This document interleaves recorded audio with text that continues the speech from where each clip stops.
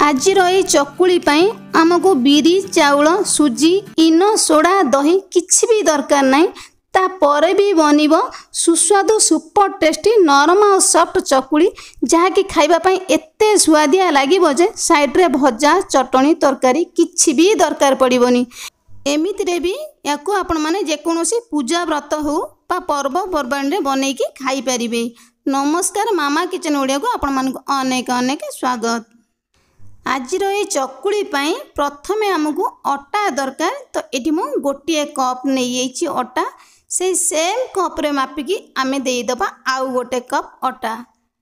Grams रे कहले ये आमर पाखापाखि 300 ग्राम अटा जेतिकी आपण माने बनइबे अटार चकुली से अनुसार नेबे। ए चकुली की बनइबा जेतिकी सहज खाइबा पई मध्य सेतिकी स्वादिष्ट लागिबो। तो ये अटा को आमे साइड रे रखिबा। एइट मु नहीं जाइछि गोटे मिक्सर जार एबे आमे देई दबा जो कप रे मापिकी नैथिले आमे अटा से सेम कप रे मापिकी दबा आमे आधा कप चीनी। चीनी जगह आपण माने गुड़ मध्य देई परिबे। जदि आपण मानको अधिका मीठा पसंद आउ 2 चमच चीनी एथरे देई परिबे किंतु एतिकी मीठा ही परफेक्ट। तापर एबे आमे देई दबा गोटे बड़ चमच पान मधुरी गोटे ग्रीन गुजराती देले कौन हम ना बास्नाटा बहुत बढ़िया आसो ये चकुली पिठारे आमर। एबे आमे देई दबा स्वाद अनुसार लुण आधा छोट चमच। तापर एबे आमे देई दबा गोटे नड़िया को कोरी नैथिली ताकू एबे देई दबा। जेतिकी अटा आपण माने नेबे से अनुसार नड़िया देले कौन हम ना चकुलीटा एकदम सॉफ्ट रहिबो कौलिया रहिबो भल भाबरे मध्य फुलिबो। से सेम कप रे मापिकी आमे देई दबा गोटे कप क्षीर। फुटा क्षीर आपण माने देई परिबे नचेत नाही कंचा क्षीर मध्य देई परिबे। एबे हम कोन करिबा ना चिकन करिके आको बाटिके आमे नै आसीबा। एमित्रे भी नड़िया कोरा को आपण माने देई की चकुली बनै परिबे किंतु बाटिकी देले पिठार टेस्टटा अलग ही आसीबो। एई अटा रे आमे एबे नड़िया बटा को देई दबा बिल्कुल भी पानी दबानी। इथरे आमे क्षीर ही दबा एका संगे आमे अधिक क्षीर दबानी। एबे हम कोन करिबा ना ताको आमे भलो भाबरे टिके गोळेई नै जिबा। अधिक क्षीर देदेले कौन हम ना पतला हो आमे एमती अल्प अल्प क्षीर देकी बैटरटा को एडजस्ट करवा। जो प्रोसेस आमे चकुली पिठाटी बनाती ताठारु टिकेटा पतला ही रहिबो। एबे कौन करबा ना आउ आधा कप क्षीर देदबा। देदेला परे आमे भलो भाबरे ताकू गोळेई नै जिबा। जेमिति आपण मानकु सुविधा हबो गोळेबा पई चामच हेउ बा एई भली भाबर हो आपण माने गोळे पारिबे। ध्यान रखिबे आकु बिल्कुल ग्राइंडिंग करिवेनी। ग्राइंडिंग कला माने कौन हबो ना जेहेतु आमे अटारे चकुली बनाउछन एकदम सॉफ्ट रहिबो ता सहित आमे नड़िया देइछन एकदम कण रहिबो। आ जदि आपण माने ग्राइंडिंग कर नै जिबे बिल्कुल चकुली पिठाटी उठिबोनी। तो तेनु करी बिल्कुल भी आमे ग्राइंडिंग करिबानी। एई भला भाबर आमे गोळे की बैटर को बनेइबा। अधिक बहलिया रखिबानी कि बिल्कुल भी पतला रखिबानी बैटर को। काहेकि ना बहलिया रखिले चकुलीटी आमर भल बनबनी भल लगे खाइबा पई। एकदम पतला रहिले तावारू चकुली पिठाटा आमे उठेई पारिबानी। तेणु करी भाग माप जदि आपण माने न पाउचंती 2 कप अटारे 1.5 कप क्षीर देकी आपण माने एडजस्ट करिवे। जदि आपण मानकु बहलिया लागुथबो परे आपण माने क्षीर देकी बैटर को एई भला भाबरे एडजस्ट करिवे।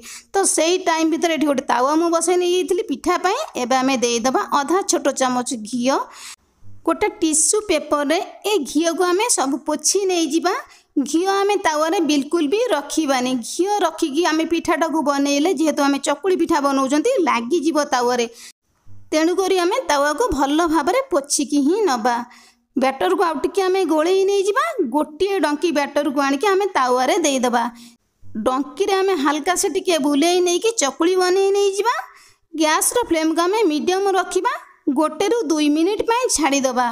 1 ରୁ 2 मिनिट पर चकुली पिठाटा हमर हल्का से हेई आसलानी। एबे हम कोन करबा ना आधा छोट चमच घी देई दबा।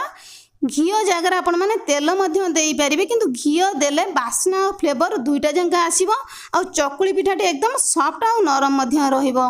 एबे हम कोन करबा ना आउ 2 मिनिट पर ए पिठाटा को हमें साइड रो लेउटेई नै जिबा। जेहेतु भल भाबरे हेई नाही पिठाटी हमर एका थरे आमे उठे देले कौन हम ना पिठाटी भांगी जीवो। आउ 1 ରୁ 2 मिनिट ताकू छाड़ी दबा। आउ 1 ରୁ 2 मिनिट पर एबे आमे ये चकुली पिठा को लेउटेई नै जिबा। एमिति चकुली पिठा बनेले कौन हम ना बिल्कुल भी भांगीबोनी। जेकोसी पूजा व्रत रे हाथ रे कम टाइम थिले कौन बनईकी खाइबापी जदि चाहूँगी ताले यही रेसिपीटी को बनईकी खाइकी देखिए ना भल लगे। एथिरे कौन तरकारी कि चटनी भजा दरकार पड़ोनी। एबे आमे लेउटे नहीं गला पर पिठाटी केते सुंदर कलर देखा जाउछ आपण माने तो देखि पारछन ना बिल्कुल भी भांगिबोनी। तो प्रोसेस को आपण माने फॉलो करिक ही बनइबे। ए पिठाटी को गोटे थर बनइले थरकर मध्य परफेक्ट बनिबो किंतु भाग माप सहित आपण माने पिठाटी की बनइबे। तो एइठे बे हमर गोटे पिठा हेई आसलानी बाहर कर नै जिबा। तो सेही सेम प्रोसेस रे आमे तावा को आउ टिके टिश्यू पेपर रे पोछि नै जिबा। तापर एबे हम कोन करबा ना गोटे डंकी बैटर नेकी तावा रे देई दबा। सेम प्रोसेस रे आमे टिके चामच रे एपट सेपट करके लेउटेई कि आमे चकुली की बनै नै जिबा। जदि आपण माने बड़ साइज रो चकुली बनाया पई चाहूचंदी आउ आधा चामच देकी आउ टिके बड़ साइज करी आपण माने बनै परिबे। एबे आमे आउ 2 मिनिट छाडी दबा। आउ 2 मिनिट पर आउ आधा छोटो चामच घिओ नेकी चकुली ऊपर देई दबा। चामच रे आमे एपट सेपट करके लेउटेई कि घिओ को देई दबा। ए पिठाटी की छोट पिला मानक टिफिन बॉक्स रे मध्य देई परिबे।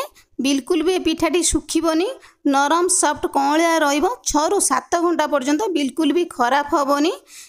छुआ माने खुशी खुशी रे मध्य खाई नै जिवे। एबे हम कोन करबा ना ए चकुली पिठा को लेउटेई नै जिबा।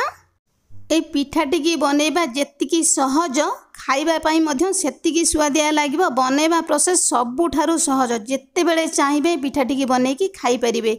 पिठाटीर कलर देखि पारछन ना केते सुंदर देखा जाउची। तो सही सेम प्रोसेस रे आमे पिठाटी की लेउटेई नै जिबा। एइठी हमर पिठाटी हेई आसलानी बाहर कर नै जिबा। तो सही सेम प्रोसेस रे आमे सबु पिठा को बनैकी रेडी कर नै जिबा।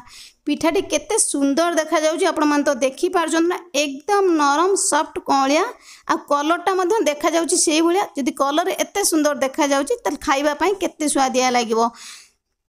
एबे हमर रेडी हेइची सबुठारु सहज स्वादिष्ट स्वास्थ्यकर चकुलीटीए।